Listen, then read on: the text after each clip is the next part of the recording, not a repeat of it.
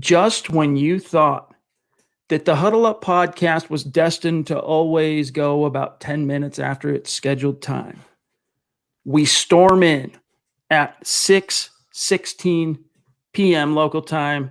We're letting the stream breathe. I think we're good, guys. Welcome into the Huddle Up podcast, presented as always by Mile High Huddle, powered by Overtime Media. I'm your host, Chad Jensen. With me, as always, my partner in crime. You know him, you love him. He is Zack Kelberman. Zack, we got a chance to hear from the Duke of Denver today in his final pre-draft presser, probably his final public remarks before the Broncos officially go on the clock Thursday night.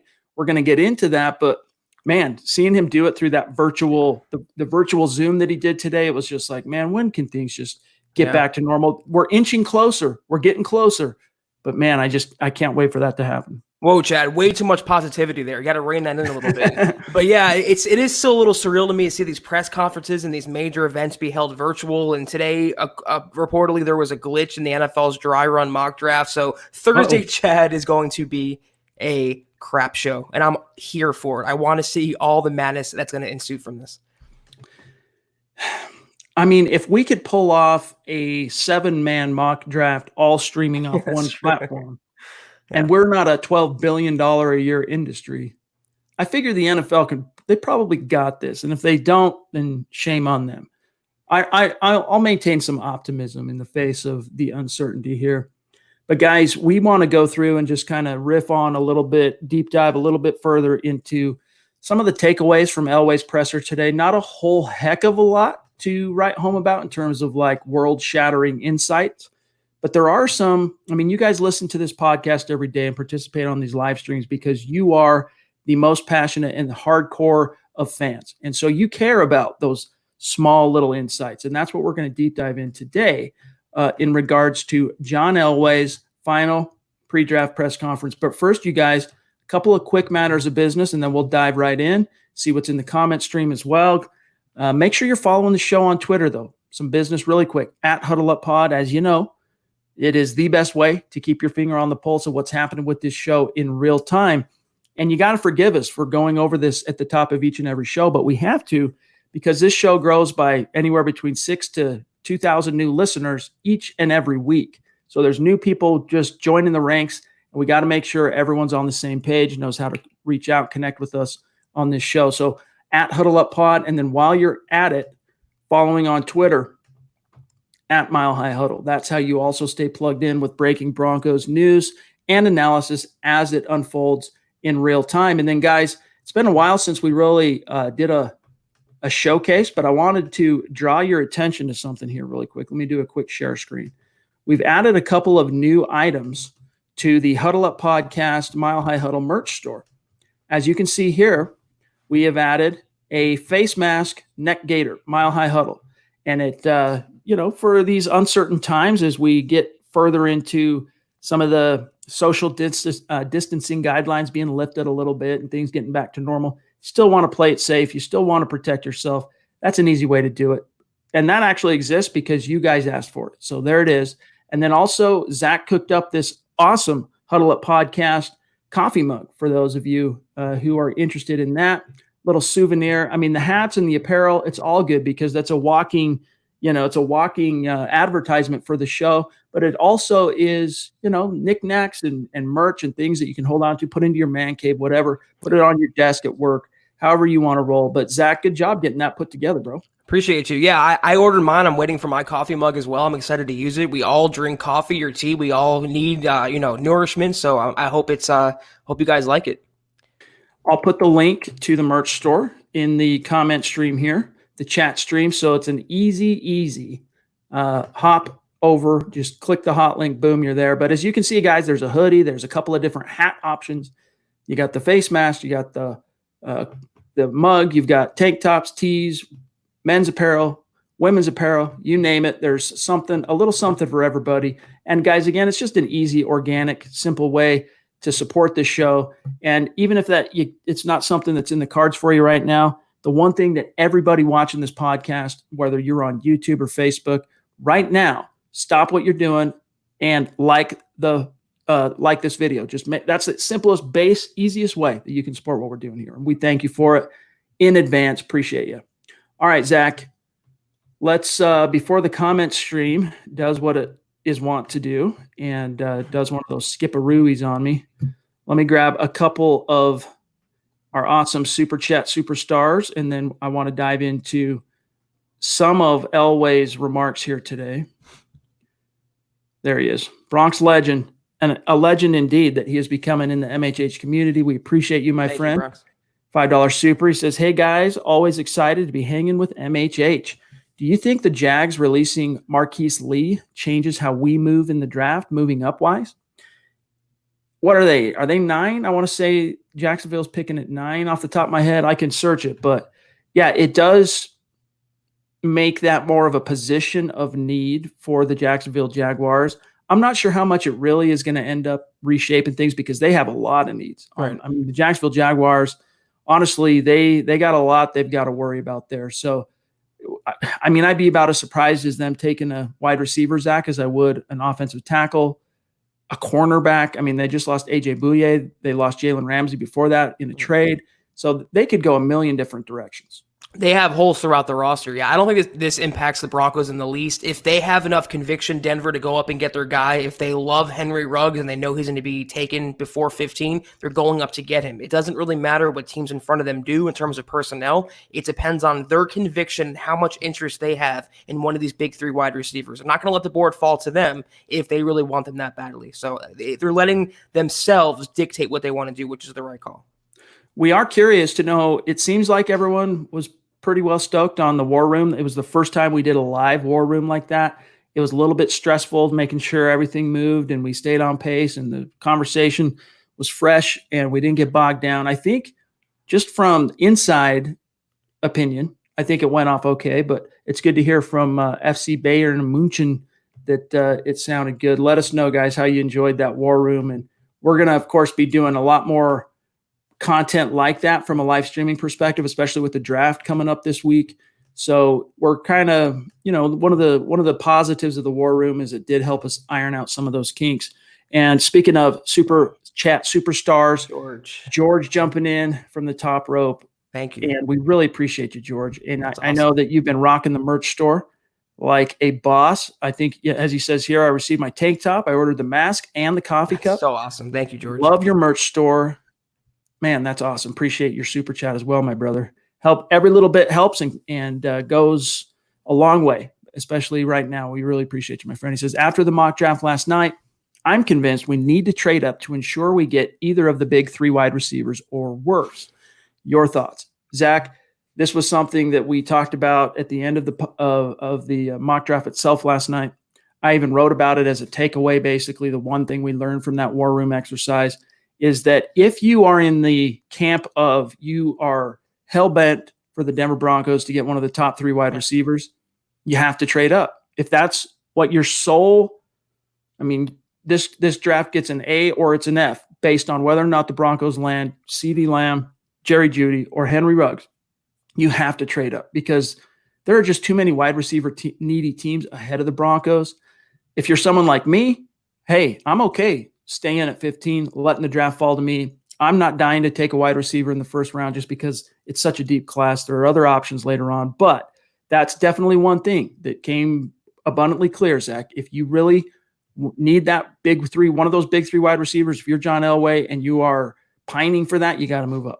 You have to. That's very well said, Chad. And, we went through the doomsday scenario yesterday, the nightmare scenario, and that can very plausibly happen on Thursday. That can become, art imitating life and vice versa. If the Broncos, like Chad said, if they want a wide receiver, if they need a guy among the big 3, if it's Lamb, Jeudy, or Ruggs, you're going to have to move up to 10 or 9 to ensure you get him. That's the one takeaway from me from the mock draft yesterday is the receivers are going to go fast. And by 15, not going to have any of the big 3 around. And by the second round, all of them will be gone. You have to settle for the Brandon Ayuks of the world, and that's not preferable. Now, one question I got on Twitter today was, will you move to number 4 to trade up for Tristan Wirfs? No way in hell am I mortgaging the future for a tackle. I'm not even going to trade up for Tristan Wirfs. If he's there at 15, I consider him, but I am not moving up for a tackle. The only receiver or position I would move up for is wide receiver, and that's, I think, the Broncos are sharing a brain with that logic. Stu says he's got his coffee mug coming, and awesome. We saw that. Really appreciate you, Stu. Let us know how you like it, too. Yes. And here's something cool from Trout in Alberta. This is the type of thing that, when we hear it, it's very humbling. It seems like a small, simple thing. He says, yeah, I get to catch the live show and clean the yard, the chores I can do with headphones on, et cetera, state of being, state of mind. That you find ways. I mean, that's what we do, right? Is in today's day and age, our favorite podcasts, our favorite audiobooks, whatever, we listen, we find the right times in our daily lives to kind of weave them into our routine. For me, I do a lot of my podcast listening when I'm actually in the kitchen or if I'm out in the yard. And it's just cool to learn how people do kind of work us into their routines, Zach. Yeah, I mean, I know personally when I could go to the gym, when I'd be driving there, I'd have the podcast playing. Now, when I work out at home, I have the podcast playing in my wireless, my headphones. It's a big part of everyday life, and we're very humbled that we've become so ingrained in Broncos country. Reading comments like that is extremely gratifying. Absolutely. All right, let's grab one more, and then we're going to dive into Elway, and then we'll come back to the stream, of course. We're not going to forsake any of our awesome Super Chat superstars. Terry jumping in from up in Canada, proving, as always, that Mile High Huddle and the Denver Broncos fan base, Broncos country, it's not a geographic location. It's a state of being. He says, hey, guys, do you think Don Fangio's combine strategy, the scouts staying home and studying the tape, and the coaches too, by the way, will give us a slight advantage in this VR draft, hashtag football priest, hashtag state of being? I really do think it gave them a little bit of a leg up, and here's how. And Fangio believes it did. Elway believes that it did. It forced those coaches and those scouts to get their work turned in on this class early. So all their film breakdowns, all the studying that they did, and the recommendations that come out of that, those were tendered a long time ago. Whereas a lot of teams were scrambling to do that these last couple of weeks in a virtual setting, and so it just limited the workflow. I think most teams are going to be able to figure it out and they'll be okay. But it's good that the Broncos were able to get that done early, Zach. Yeah, I'm not going to say it's going to help them win the draft over every other team because the Rams also employed this strategy. The Broncos aren't the only team, but it can hurt. It definitely will help their preparation. And in terms of it being a virtual draft with the nature of the internet and connectivity issues, I think the Broncos will be ahead of the curve there. Elway himself thanked the IT department for the Broncos for the work they've done. He called them the real heroes. So it seems like we've heard these horror stories about glitching and technical errors and snafus. The Broncos don't have a Dave Gettleman. We don't have to worry about those type of errors coming out of Denver. So maybe the prep work will come in handy, Chad, come Thursday. Amen to that. Let me grab a couple of the quick takeaways here from Elway. The first thing that jumped out to me is his frank admission that wide receiver is a need for this team. Translation, we're going to be drafting a wide receiver. Now, all of the smoke signals point to the Broncos likely doing that somewhere in the first round. You listened to Vic Fangio talk a couple weeks ago, and it sounded like he was more about letting the draft come to him. The recent smoke signals, the Woody Page report Sunday morning, different things. It sounds like Elway is at least trying to create the perception that they're looking to move up for the privilege of taking one of these wide receivers. But let me read this quote to you, Zach. In terms of Elway's thoughts on this wide receiver class, quote, it all depends on, it's kind of what flavor you like, because it's a very deep draft when it comes down to receivers. Obviously, there are a lot of good wideouts. It's hard to say exactly how it's going to fall. I think the good thing is, and the fortunate thing is for us, we do need a wideout. It's a deep class. We'll just have to see how things fall, close quote. So Elway's at least getting out on Front Street with everybody that, yep, we recognize wide receiver is a priority for our team. It's the worst kept secret in the NFL, so he can't really hide it. He has to come out and acknowledge, just like the Drew Lock statement he made at the end of the season where he is the guy. You can't really say anything otherwise. They need a receiver. Everyone knows they're going to take a receiver. The only question is, which he indicated, who is it going to be? Is it going to be Judy? Is it going to be Ruggs? Is it going to be CeeDee Lamb at 15, at 10, at 9, at 8? That's the only question. It's not a matter of if, it's a matter of when. And Elway, he keeps his cards close to his chest and he likes to play, these war games and these mind games, but even he had to acknowledge the bare reality that the Broncos need to support Drew Lock and upgrade his supporting cast. Football espionage. That's what I like to call Right. it. Football espionage. He's like a football spy. The other thing, two other things I wanted to touch on from Elway on my side of things is and credit to Woody Page, who had that viral story Sunday morning, and then also asked, I think, probably the best question of today's presser. He was asked about Elway having never drafted an Alabama player, right? In the history of Elway's 9 drafts as a Broncos czar, He's never drafted anyone from Alabama. Most fans are aware of that. But this year, it's become more of a storyline because 2 of the top 3 wide receivers were from Alabama. So he said, hey, Woody Page said basically, what's going on? Well, how come you've never drafted in Alabama? Is there a bias within the Broncos front office? And here's what he said, quote, it's just kind of fell that way. There's really no reason. I know that obviously we have a great deal of respect for the program down there that Nick Saban has and the football players that they have in their system. It's just kind of fallen that way. There's really nothing more than that. It just hasn't worked out. I think to be able to say there's a reason we haven't drafted anybody from Alabama, we really don't have a reason other than the fact that it just hasn't fallen that way. Close quote. Zach, this is one that I have a hard time taking off the tinfoil hat on just because he's had so many opportunities to take no-brainer fits for this team, but he passes on that no-brainer to take someone else, ostensibly because the Crimson Tide connection. And by the way, guys, the reason, or at least the theory, the running theory that Elway does kind of strays away from Alabama is just because how hard Nick Saban runs his players from the time they enter that school until the time they hit the NFL, especially if you're at a point of attack player, whether you're a running back, offensive line, or a front 7 player on defense, the amount of impact and collisions you've had by the time you get to the NFL, significantly more than the average college player coming out. I'm not buying this at all, Chad. I mean, the translation from Elway is you caught me red-handed. I have no excuse. I don't have any rationalization or logic for it, but it won't happen again, and I've wised up to it. But you're going to tell me out of all these drafts, all these rounds, all these picks, it just fell that way that not any one Alabama player was the Broncos selection? No, that's a lie from Elway. That's a strategic lie because he knows going forward there's a really good chance one of these 2 Alabama receivers will be playing for Denver come Thursday. But maybe signing Cyrus Kouandjio, signing Kareem Jackson, maybe that kind of took the sting off, the frost off the Alabama connection. I'm glad he acknowledged it, but I don't buy that excuse that it just happened that way. Things don't happen that way in the NFL, a sport where literally every single thing is so calculated and mostly predictable. I'm just not a guy who is inclined to believe very much in the existence of something called coincidence. Yeah. That exists. There are coincidences out there, but usually there is a common denominator. There's something going on there that connects the dots. And we'll see. We'll see if he finally breaks the streak in his 10th year as the Denver Broncos top football executive. We'll know here within a couple of days. The other thing here, Zach, is his remarks I kind of thought were interesting, reflecting on why, we've talked a lot about both here on the podcast over the years and then also in our written remarks and content at milehighhuddle.com about Elway's turning over a new leaf with regard to, you look at that disastrous 2017 draft class where he basically just banked on a bunch of low character, high talent prospects, and almost none of them panned out for the Broncos. Compared to 2018 and 2019, he's looking for high character guys, leaders, high football IQ, basically prospects whose mental and intangible traits are on the same level as their athletic physical gifts.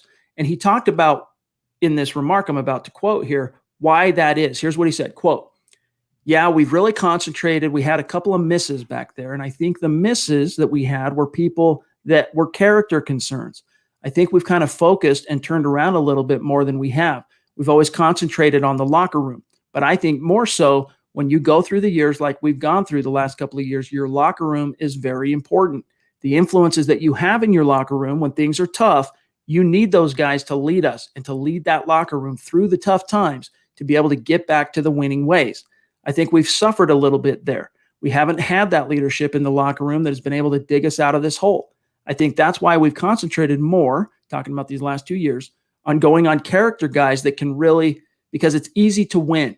I mean, it's not easy to win. That's a literal quote. But it's easy to be in that locker room when things are going well, and a lot of positive things are going when you're winning. But when you're losing, there is a lot of negative things going on in that locker room. It can be very influential on how we play on Sunday. And if we have a 2-game or 3-game losing streak, to have the leadership and the quality guys in that locker room to be able to pull us out. I think we've concentrated on that the last couple of years. We've got some really good leadership in that locker room now, positive leadership and guys that want to win football games. There's a little bit more he said there, but I'm going to close the quote. Zach, what's your takeaway from that? He's scapegoating the locker room now. That's what we're blaming, the locker room, not the scheme, not the talent on the field, not the coaches, not his own, picking of the groceries Elway's. He's blaming the locker room. And meanwhile, he brought in Melvin Gordon, a guy who just held out last season. So that's Elway being Elway. But I understand what the point he's trying to make is in the draft. No more gambles and no more unpolished guys. No more Paxton Lynch and Garrett Bowles. You want instant contributors, 4-year starters, team captains. And that's why I feel like the Broncos will lean toward Jerry Jeudy over Henry Ruggs. He's just the more polished product. He's the more pro-ready product right now. And based on Elway's comments, Chad, that smoke that was kind of pluming in that direction is growing and growing based on what he's saying, if we can take him at face value. I mean, Paxton Lynch is a good example of this. The Broncos did not meet with Paxton Lynch, and yet they traded up for the privilege of drafting him in the first round. I think it was Woody Page has written multiple times, and anyone who spent time one-on-one with Paxton Lynch or even in the same room with Paxton Lynch knew as a prospect that between the ears, this was a weird dude. This was a goofball. This was a not serious football player. And Elway didn't know that. They took a chance on a guy they didn't have a complete evaluation on. They went with the measurables. They went with the upside potential. They went with the skill set and the arm and the talent and the toolkit, as it were, instead of also weighing as seriously in terms of factoring what's important to you as a team, the intangibles, what's between the ears, etc. But with that, guys, let's get back into the comment stream. Let's grab Stu here from MHH Mount Rushmore jumping in, $25 super. Thank you, Stu. We appreciate you so much, Stu, and we say it each and every podcast. But, honestly, off the top of my head, I can't think of the last time you haven't been here with us as a Super Chat superstar on a podcast, on a live stream, and it just means the world to us. We really appreciate you, my friend. He says, Is it Thursday already? Soon. Getting there, bro. Hang in there. Hang in. Home stretch, baby. Speaking of MHH Mount Rushmore, Mr. Edward Keating jumping in with a $15 super. Thank you, Ed. We appreciate you, my friend. He says, let's go. So ready for the draft. Thanks for everything, guys. Keep up the great work. Love all my brothers and sisters. Denver Broncos for life. # state of being. Appreciate you, my brother. You, let's grab Ricky on Periscope on Twitter. He says, is trading up a smoke screen? Zach, is it smoke? Is it fire? What's your answer? Elway is one of the most aggressive GMs in the NFL. He's always looking to make a deal. He did it last year. He does it most times in the draft, mostly to trade back. But this is the year we just feel that they have the capital, the need, that the talent is obviously on the board. I don't think it's a smokescreen. The rumor about them trading up for a tackle, I think that is a smokescreen. He wants a receiver to fall to him. But for a receiver, I think that's legitimate, Chad. Man, I just get really uncomfortable when you talk about trading up. And you talk about that trade up, the result of that trade up being a wide receiver. I suggest everyone, especially if you're one of those pining for the Broncos to do whatever it takes to get that wide out in the first round, go check out the article that Thomas Hall published on milehighhuddle.com. I think it was last week. Might have been the week before. Just Google Thomas Hall, Mile High Huddle, and you'll find it, or just go to milehighhuddle.com, scroll down, you'll find it. But his findings on which positions based on analytics have the best odds of succeeding at the next level based on where they're drafted. Defensive line emerged as the safest bet in the first round. Wide receiver was one of the least safe bets in the first round, just for what it's worth. And so that concerns me a little bit. If the Broncos, again, don't take this the wrong way. If the Broncos end up with a Ruggs, a Lamb, or a Jeudy, I'm not going to be crying over here. I'm not going to be pounding the table upset. I'm not going to rage quit off the podcast. I'm going to get behind that pick, and I'm going to try and find the positive, and I'm going to look at how that pick's going to fit in. But I'm not going to lie to you right now and tell you I don't have misgivings about that as a prospect. CJ wants to know on YouTube, with Elway stating today that he's looking at 7 to 9 undrafted rookies, how many picks do you truly think we'll walk away with in this draft?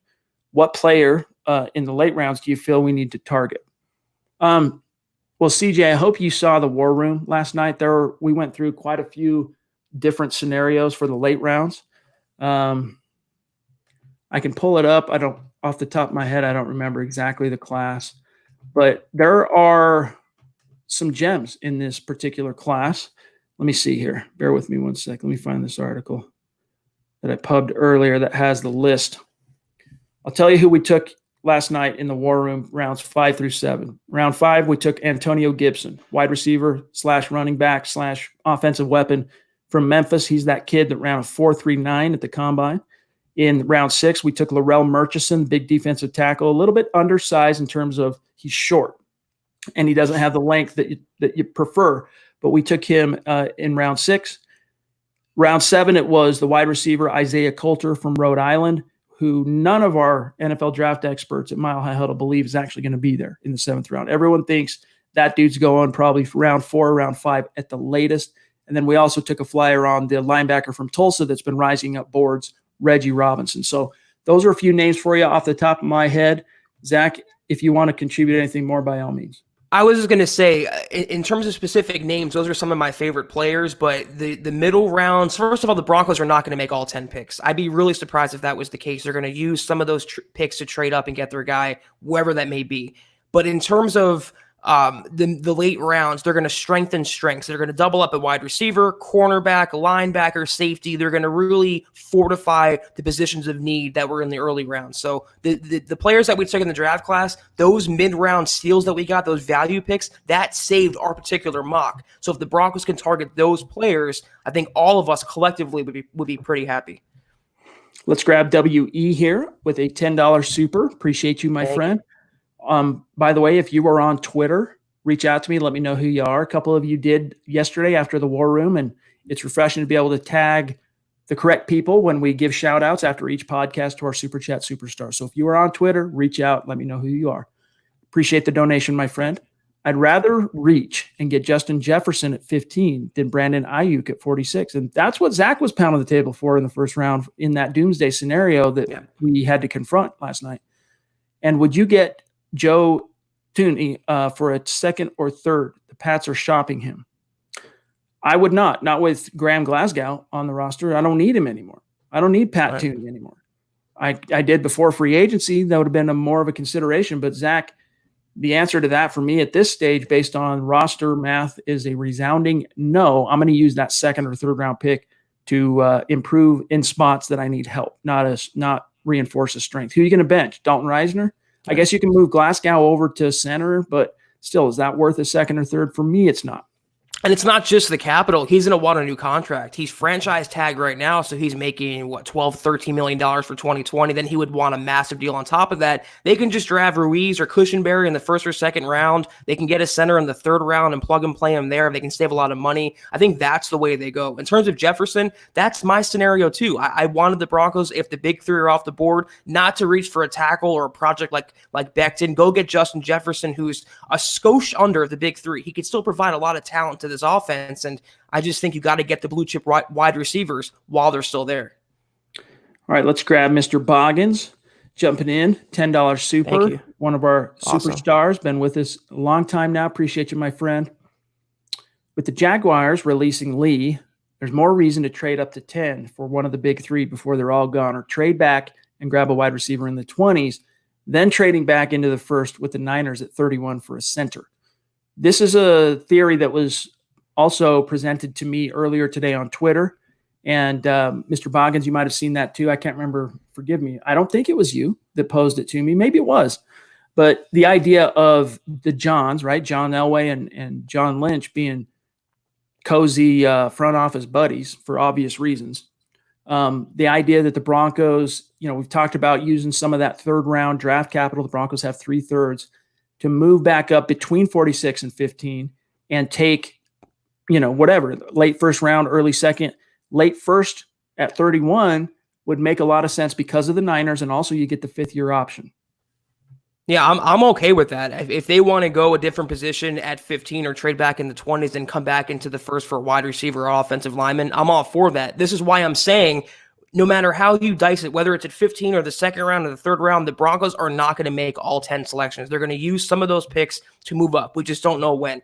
I have, in my personal opinion, they should target offensive line and wide receiver with those first 2 picks. The order doesn't matter, but I think that's the way they're leaning come Thursday night. All right. The stream passed up 2 of our superstars, so let me grab them really quick and put them in on the screen. I spent a big chunk of my weekend, by the way, Broncos country, doing research and trying to learn some of these different options that are out there for streamers. And I'm trying to learn some new systems out there. Some of them are very complex, a little bit over my head, but I'm trying to figure out if there's a better option than the service we're using now, because this is literally, Zach, the only thing I could say negatively about the stream service we use now is that the comment stream doesn't allow us as the host the freedom to go up and down at will. It kind of gives it to us in chunks. And I understand we as a stream have a very active community in that, but nevertheless, it really irritates me that we have to do this instead of just pulling his card and showing his super chat card. Jeff, really appreciate you. It was good to connect with you on Twitter, my friend. And appreciate that $5 super just because MHH rocks. Thanks for helping me stay sane during this hardship we are all facing. Wide receiver, wide receiver, wide receiver, and wide receiver. Appreciate you, Jeff. Yeah, I like the logic too. I'm with you on that.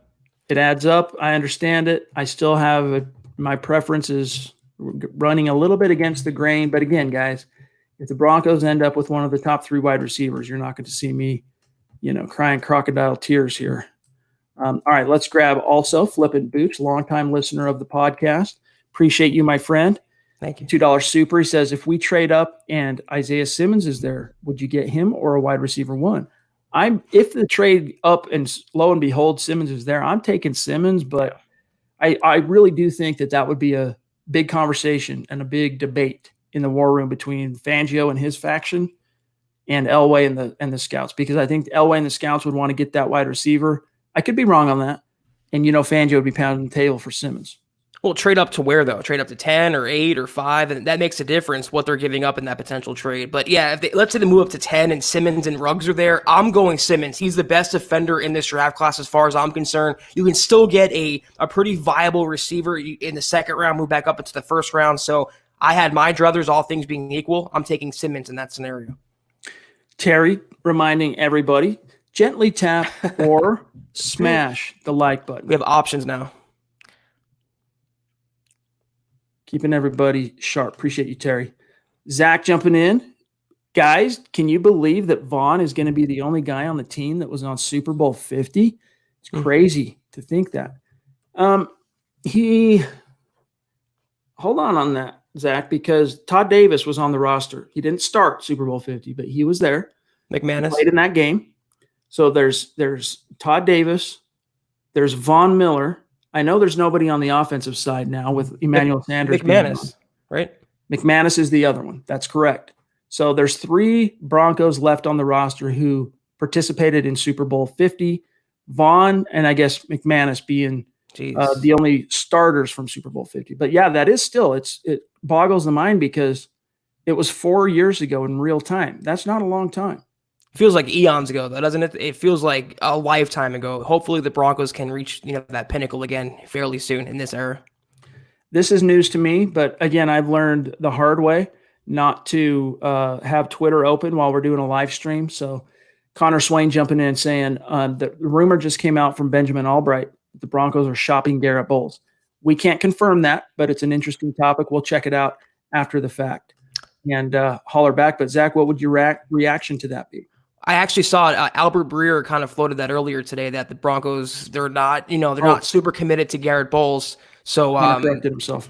Yeah, that's why I heard it earlier today, and that would lean me to believe the Broncos are maybe targeting a lineman, a tackle in that spot. But that's gamesmanship as far as I'm concerned. It's not tinfoil hat. I know I want a wide receiver, but I don't think the Broncos would leak it out there that their starting left tackle could be on the block before they have their replacement on the roster already. All right, let's grab Gearton 10 with a $5 super. We really appreciate that, my friend. And if you are on Twitter, it's a reminder to please reach out and let me know who you are so that we can connect and I can tag you as a thank you after each and every podcast. Gearton 10 says, we trade to 8. Judy, a top 3 tackle, and Isaiah Simmons are there. Simmons.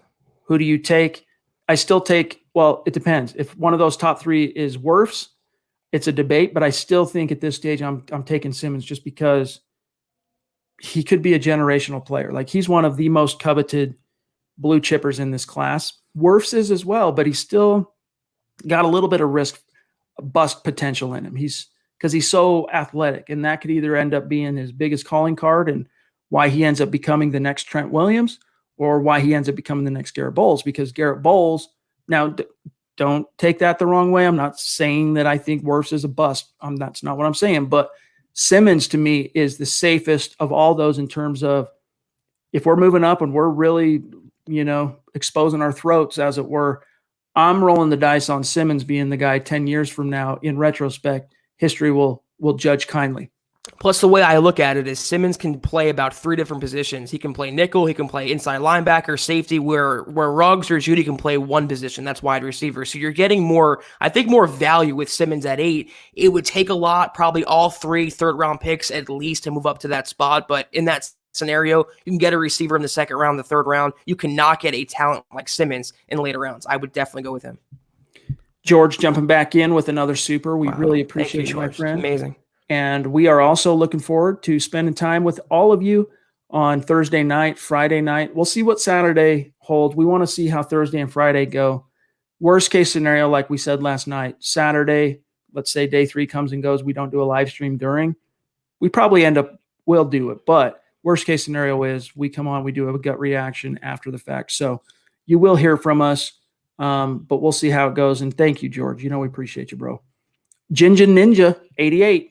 Should we try and trade back into the first with the Niners at 31 to take a center if we do get a big 3 receiver at 15?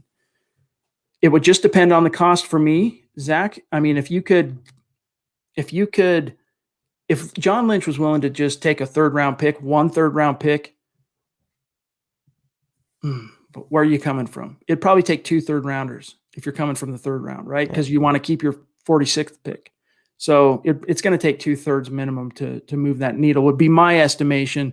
Would that be worth grabbing a Ruiz or a Cushenberry? Or I'm not sure that it would. I'd be a little bit more inclined to just stand pat and see how the board's falling early into the 2nd round, but just depends on what the ask is, Zach. Yeah, I was going to say there's going to be options there in the 2nd round, Chad. Maybe not Cushenberry, but Ruiz should be there. Then you have Matt Hennessy, Tyler Biadasz, you have Ishmael. You have later round options. So I would not move back into 31, give up my entire 3rd round allotment to get a center. I'd wait for the board to fall in the 2nd round. And if they want to move up a couple spots or 5 spots in the 2nd, I am much more open to that and saving some of the capital. Going over here to Good Time Sports on Twitter, on Periscope. Who do you think Denver wants? Lamb, Ruggs, or Jeudy? That really is the $1 million question. I think there's a reason why the worst kept secret in the NFL has been that the Broncos are dying for a receiver. Yeah. Ruggs has been the most commonly tied to the Broncos through various league insiders, okay? But lately, and you guys, this, I've been telling you the last week and a half on this podcast before we heard from Woody Page Sunday morning. You've heard me say this. I've been hearing that Jeudy is the true apple of Elway's eye in this class. I don't know. It's lying season, guys. I'm not going to lie to you. I mean, even the most plugged in insiders anywhere covering any team, they don't know. These are secrets that are kept at, top secret level by teams. But if I had to wager right now and I could know for a fact, I would wager Jeudy personally. That would be my bet. That's where my gut feeling is leaning. As much as I want Ruggs, I just think they want the more polished guy in Jeudy. They want a better route runner, a better technician, just a better overall advanced prospect right now. And they're banking on his floor being super high for him to contribute right away. I think they're going to lean toward Jeudy. But if he's Amari Cooper and Henry Ruggs is Tyreek Hill, I want the Tyreek Hill. I want the speed guy. I don't want the perfect route runner. But unfortunately, Chad, the only opinion that matters is Elway's, and he has final call come Thursday night.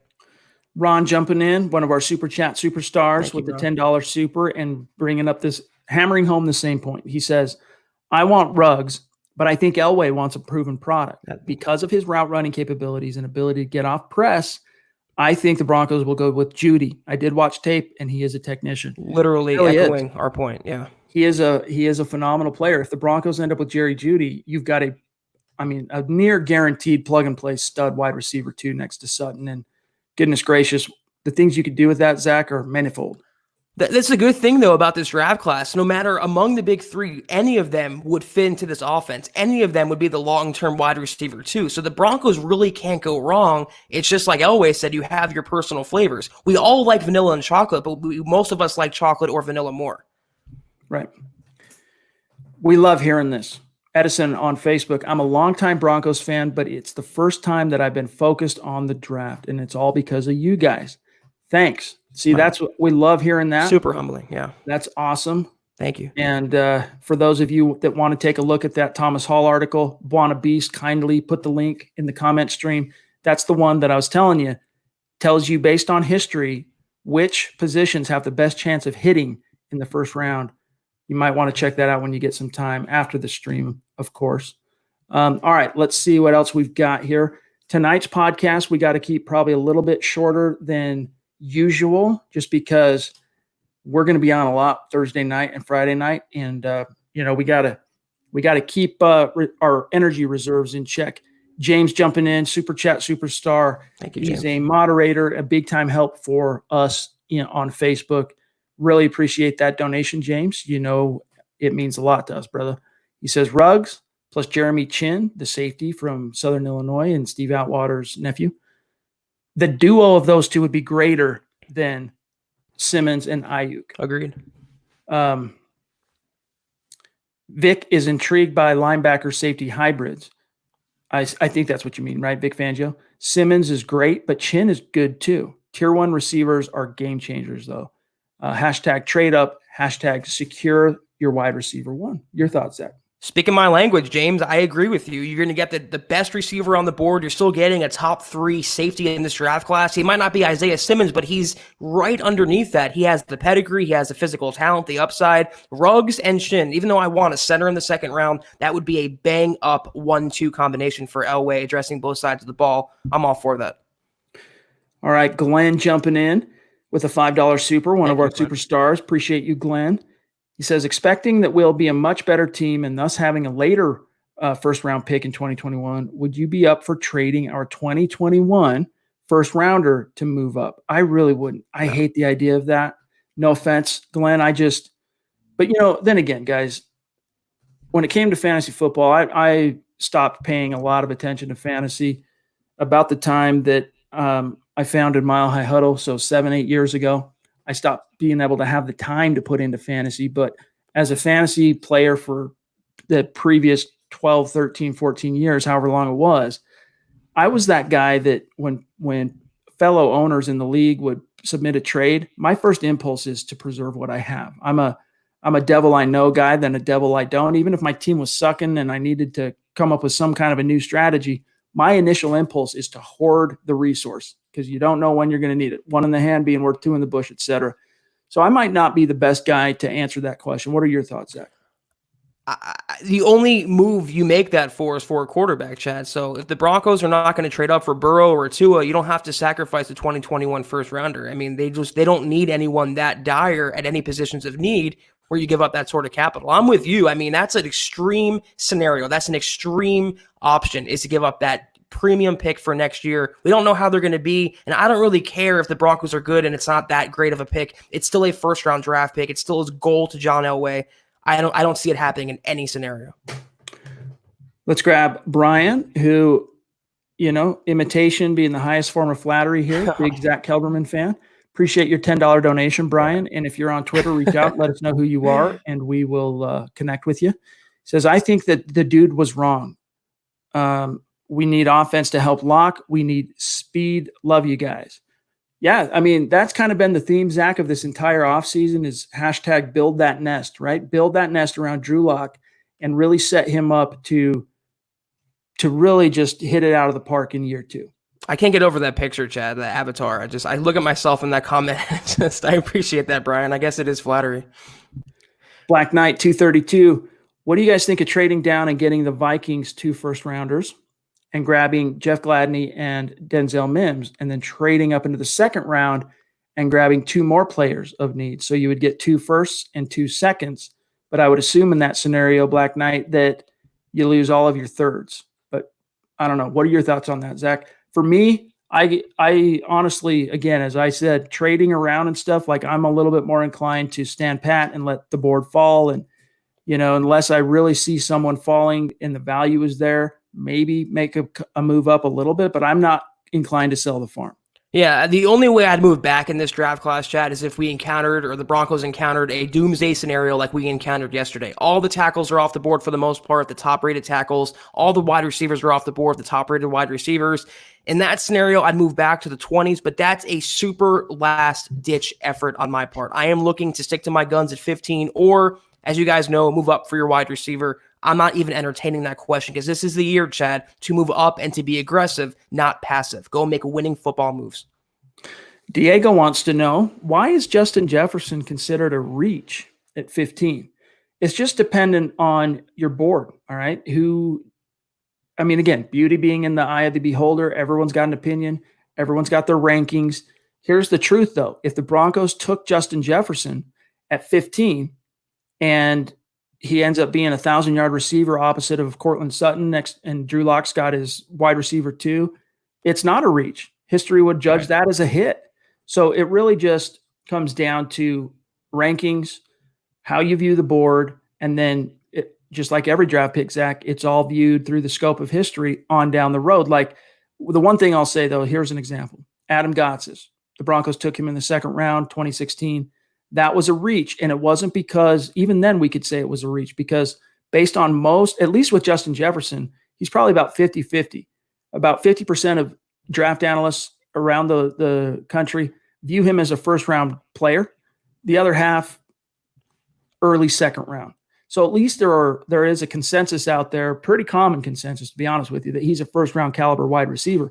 Adam Gotsis, we were talking about like a fourth-round caliber, really raw defensive lineman, and the Broncos reached because Bill Collar fell in love with him in the pre-draft process, doing his scouting and making his recommendations, and was literally pounding on the window during the draft, telling Elway, Gotsis, and Elway ended up doing it. So Justin Jefferson, I don't know that he'd be that big of a reach, but for me, it would just still be a little bit too early.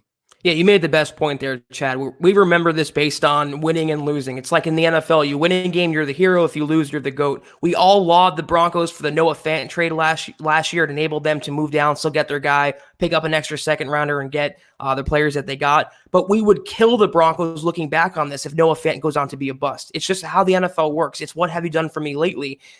Justin Jefferson, let me ask you guys a question. Would you take him at 21, 22? You'd be more comfortable doing that. It's just 7 spots. It doesn't matter where you take him. If you can help this football team out, he's going to be the right player at that spot. To me, he's not a reach. He's right below the top 3. And if you can get him at 15, the Broncos have done extensive work on him, Chad. They've done their homework on him. They seem to like him. Go and take him. Go be aggressive. Go take chances. You're never going to succeed otherwise. King Hicks jumping in with a $5 super, one of our superstars. Thank you, King Hicks. Also, if you're on Twitter, I still don't know if I don't think we have connected on Twitter. So if you are, reach out to me. He says, which player is most likely to surprisingly fall in this draft? I'm still screaming speed. Smash that like button. Hashtag Cali, hashtag Broncos world. Heck yeah, baby. Love it. Most likely to fall. That's a good question. I would say of the most commonly known names, I'm going to say Tua Tagovailoa. I think that's who ends up maybe taking a little bit of a tumble. If he didn't have the injury concerns, he's a bona fide top 5 pick. But there's rumblings that already the Miami Dolphins, who had been circled as the guaranteed last spot that, guaranteed to take him, there's rumblings that they're scared away by his injury jacket. So it wouldn't surprise me to see him take kind of a Lamar Jackson-esque tumble down the first round. Then whatever team ends up landing him reaps the rewards in the next 2 years. I could see Jordan Love having the same fate. I can also see one of the secondary guys, either Grant Delpit or Xavier McKinney, falling into the late first, early second round. There's always going to be a faller in every draft, but I think it's going to be one of those defensive guys who we all peg to be a top 20, 22 selection. I think Delpit for sure, I believe. He's a force, but there's just so much about him, the tackling, all that. We all know the story on Delpit, but he was once viewed as a bona fide top 15 pick, and I'm with you. I wouldn't be surprised if he ends up early second round. Josh jumping in saying, if you want to make some easy money, our over-under for wins next season is 7.5. It's just another example of the powers that be having no idea what's really going on here in Broncos country. Hashtag state of being. Hashtag Denver Broncos for life. I agree with you that we talked about that. It's been a week and a half or so back. Basically, all the outside noise about the Broncos, kind of tacit disrespect. Maybe that is some easy money, Zach. Let them hate. Let them fuel the Broncos. Let them give them bulletin board material. The Broncos are going to win way more than 7 games next year. It's a slap in the face why they'd even bring that number down from, it was 8, I believe, Chad, before they updated the numbers. They won 7 games last year with 3 different quarterbacks. They're going to win at least 9, in my opinion. But you know what? Like the Broncos we talked about, they feed off disrespect. They love being counted out, being the underdog. So we want more of these stories to come out. It's going to make them better in a roundabout way. Johannes Boss jumping in with a $2 super. Thank you. Thank you very much. If you're on Twitter, reach out. Let us know who you are. We can connect. Did Mekhi Becton get in trouble with a dirty drug test? He did get flagged for, if I'm not mistaken, Zach, a diluted sample. Yeah.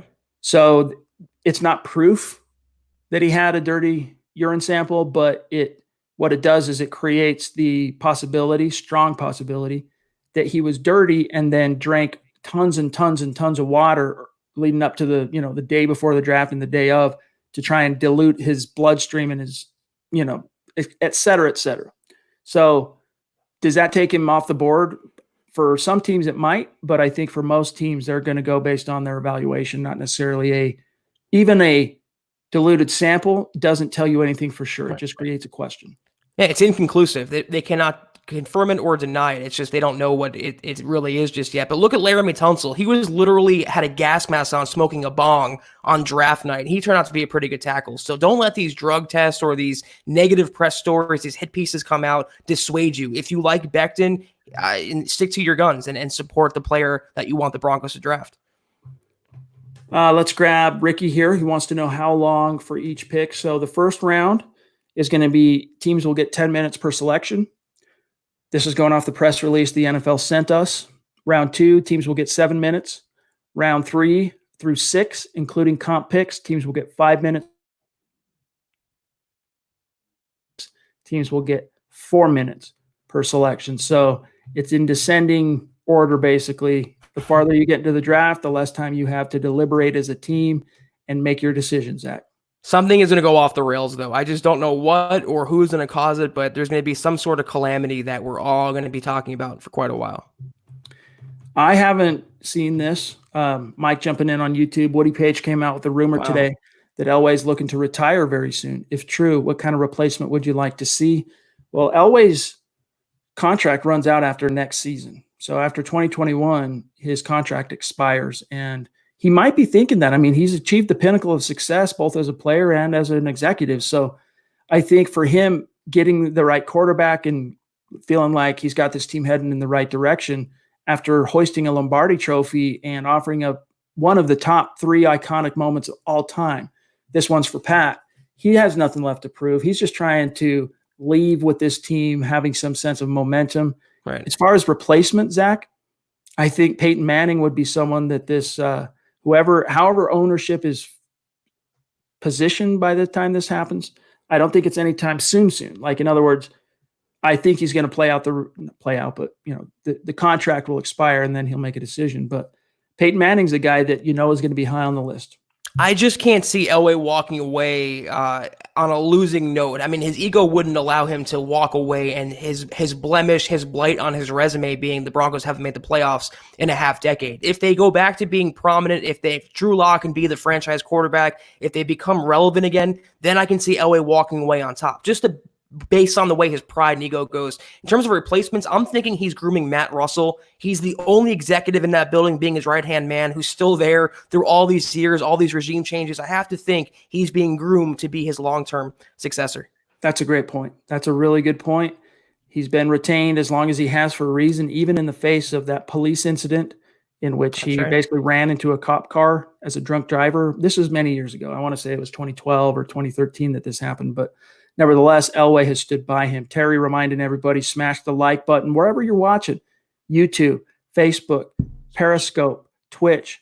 Like what you're watching. It's a great way to support us. JT says, you guys are awesome. Watching has made quarantine much more enjoyable. Hashtag state of being up in Idaho. That's awesome, man. We really appreciate you. It's good to hear things like that. All right, one or two more guys, then we got to get out of here for tonight. Bear with me 1 second here. It just did a jump, so let me scroll back up and make sure we haven't missed anybody. Let's grab Ron Dubb real quick, jumping back in. Appreciate you, Ron. He says, I liked the Gibson pick last night. We need him. Zach, it would be cool to bring that 4.39 speed to the table and, find ways to use him. The question is, what position does he primarily, end up playing? And is Pat Shurmur the right offensive coordinator to utilize him? I think based on his experience with Andy Reid, I could be optimistic that he could find ways to use Gibson. But yeah, he's a very attractive later round option. I think he'll end up going earlier than the 5th round for what it's worth. We took him in the 5th. I think he's probably a late day 2, early day 3 pick. I'm usually not a fan of the Broncos DeMarcus Walkering anyone, meaning having them play 2 positions, but Gibson is a guy who can help out at receiver in the slot or out of the backfield catching passes. As I was trying to say yesterday on the War Room before my microphone gave out, Melvin Gordon is not going to be around forever. 2 years at the most, and then you're left with Phillip Lindsay more than likely. You don't obviously trust his pass catching ability, so you'd like to have another pass catcher back there. Can't have too many weapons, can't have too much explosion. It's going to be a vertical offense. Pat Shurmur utilized Saquon Barkley as a receiver a ton in New York. I think Gibson would be a very, very good player with the Broncos. All right, let's grab Shane here, jumping in with the $10 super. Thank you, Shane. Awesome. If you're on Twitter, be sure to reach out. Let me know who you are, and we can connect, and I can tag you after this show. He says, do you think Elway is shopping bulls for a draft day trade to move up to get worse? # Colorado native in Alaska. Denver Broncos for life. That's awesome. Thanks, Shane. Yeah. I mean, if there's any truth or veracity to this, the Broncos would only be shopping bulls if they really felt like they were going to go with a tackle in the 1st round, regardless. Because if you lose Bowles, now, again, devil you know versus devil you don't, Zach, for all of his faults, he showed a lot of progress down the stretch last year. He's he's started 48 games in his career. He's got experience. And like Elway said, he's always been available. Who would you have as a failsafe? Elijah Wilkinson? Dude, did you see him at right tackle? What makes you think he's going to be any better at left tackle? All right. So if Bowles were traded, though, I would assume that it would have to do with some kind of a package to move up to get the tackle to replace him long term. I just am doubtful that this is a real thing. I wouldn't be shocked because he is, as far as I'm concerned, a bust, but I feel like Elway, going back to his ego, him being a 1st-round pick, Bulls, they're going to want to squeeze every drop of him before they inevitably cut ties. They're going to give him one more shot under Mike Munchak, but it takes 2 to tango, Chad. If you want to trade Garrett Bowles, you're going to have to find a team willing to take him on. Why wouldn't that team just draft a tackle and avoid going through the Garrett Bowles experiment? So if the Broncos want to move him, that's one thing, but they're going to have to want to try to find a taker to take him on as well to go and get their guy. I don't buy this rumor personally. I don't think it's going to happen. Muhammad jumping in with a $5 super. Thank you, my friend. Muhammad. He says, I hope Elway gets it right on Thursday. That's a sincere thing, but here's the deal, Muhammad, is the last 2 drafts, I think, are a good indication of where Elway's mind and heart are on this thing, which gives me a lot more optimism. This, again, this being the 3rd consecutive year, I think that you're going to see a really strong class come out of Dove Valley, Zach. Yeah, and he's surrounding himself with better coaches, a better coaching staff, better coaching system in place than he had in years past. So I believe he will get it right again for the 3rd year in a row. Justin, my friend, the stream passed by your super chat card, so I'm grabbing you. We really appreciate you, my friend, jumping in with the $15 super. Thank you. Means the world to us. He says, got in here late, guys. Thanks, as always. How do you feel about these rumors of the Chiefs wanting Ruggs? We just need to take Ruggs to stick it to KC. Smoke. Well, for what it's worth, that rumor came from Peter King's mock draft today. And basically what he said is he heard that if this is an if, Ruggs lasts until the 20s, the Chiefs, picking 32 overall as champions, would look at moving up to grab him. That would simply be a disgusting, obscene case of the rich getting richer. I love how defensive King got on Twitter, though. Someone said that he reported the Chiefs were looking to trade up for him, and he says, I didn't report that, but he literally said, I heard a rumor about the Chiefs looking him up for Ruggs. So I don't think it's going to happen. This is a giant smokescreen as far as I'm concerned. It's strategic, considering 2 of the Chiefs' rivals in their division, the Broncos and the Raiders, both want wide receivers. They don't need wide receivers, Kansas City. They need everything except wide receivers. So I don't see it happening. All right, let's see. Bear with me 1 sec here. All right, let's see. Did we get Nope. Let's grab Joseph here. He's saying, are you guys capable of getting a guest like Andrew Mason? And Zach, can you remind me who your favorite football team is? We could reach out to Mace if we wanted to get him on the show, I'm sure. Zach, who's your favorite team? I would have to say the team I'm talking about. I mean, I try to stay relatively objective, and any sports reporter will tell you they don't really have a favorite team. But in terms of emotional investment, that would be the Broncos. Yeah, but the cool thing there's a reason why you guys like this podcast, and there are a lot of different reasons for that. But one of them is the chemistry that Zach and I have and the differing perspectives we have on these issues. One of the things that informs that is I ended up getting into this business in media as a really passionate fan that grew into something really, really above I outkicked my coverage. Let me just put it that way. But I grew up as a Broncos fan, all right? Posters on the wall, Three Amigos, John Elway, et cetera, et cetera. Zach grew up as a Jets fan and then came to cover the Broncos professionally, and through that coverage grew a appreciation and fondness and whatnot for the Broncos. But if it makes you guys feel any better, my first memory of the Jets was the AFC 98 championship game. So it's always been the Broncos in my life at one point or another. That's right. All right, guys. Alvin, really appreciate that super sticker, my friend. It's good to see you around. I think the first time we saw you was when we had Perna on, and it's really good. Welcome you to the community, and stick around. Be a part of the club. All right. Let me see. I want to make sure we didn't miss anybody else here, Zach, and then we got to sign off. I think that's it. I'll double check, and if I missed anyone, Josh jumping in late. Appreciate you, Josh. $5 super. Thank you, Josh. And if you're on Twitter, reach out and let me know so I can connect. It says Bulls will go the way of Sylvester Williams and Shane Ray, barring an all-pro season, which is unlikely. He's an unrestricted free agent at the end of the 2020 season if the Broncos don't pick up his fifth-year option. And that decision will come very soon after the draft concludes. If they end up drafting a tackle high, Bulls' fifth-year option is not going to be picked up. If they don't, I'm inclined to believe that they probably end up picking it up and just decide to re-examine the whole issue in 2022. Yeah, I agree with you there. And I will say, even though he plays a tougher position, Garrett Bowles a more important position, was Sylvester Williams or Shane Ray ever as bad on a snap-to-snap, game-to-game basis as Garrett Bowles was? Were they ever committing these boneheaded penalties, ruining the defense as a whole, ruining the team's chances as a whole? I think, for my money, he's played more and he plays a more difficult position, but Garrett Bowles is a bigger bust of a first-round pick than the other two players. All right, guys, as we get out of here for tonight, thanks to Buona Beast for reminding also that Eric Trickle, who is Mile High Huddle senior draft analyst, published his final mock draft this morning. So go check that out. And the way he did this one was actually quite unique, using artificial intelligence.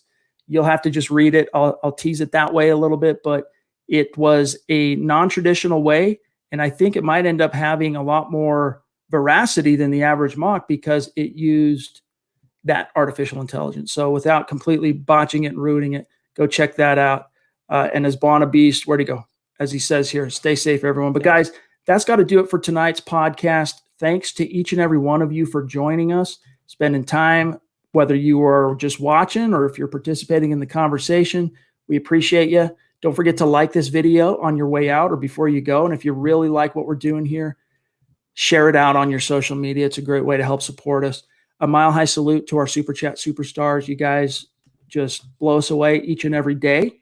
We appreciate you. And tomorrow night, as Buona is reminding everybody here, man, I keep clicking on it. Oh, we'll grab Nad. Don't worry, Nad. Tomorrow is Building the Broncos. It'll be the last Building the Broncos before the draft. I'm not sure what they have planned for you tomorrow night, but I'm sure it'll be a barn burner. 6 p.m. Mountain, 8 p.m. Eastern. So as you know, at Mile High Huddle, we have a podcast every single day, 7 days of the week during the 6 o'clock hour local time, 8 p.m. Eastern. So look forward to that. Nad Ludlow, it's good to see you, my friend. Really appreciate that. Again, I want to ask you, if you're on Twitter, Nad, reach out to me so I know I can start tagging you on these tweets after each and every podcast. But that's got to do it for tonight, guys. Zach, my friend, as always, great conversation. Good hanging with you, and have a great start to your week, bro. You too. I'll see you Wednesday. It feels like Christmas week, doesn't it, Chad? We're all waiting for that anticipation, the lead up. I'm super excited. We got one more pod before the draft. It's almost showtime, guys. I am pumped. Amen to that. All right, guys, have a great start to your week. For Zach, I'm Chad. We will talk to you again. We'll be back in the saddle Wednesday night and then, of course, Thursday night. So we'll look forward to talking to you guys then. For Zach, I'm Chad. See you soon.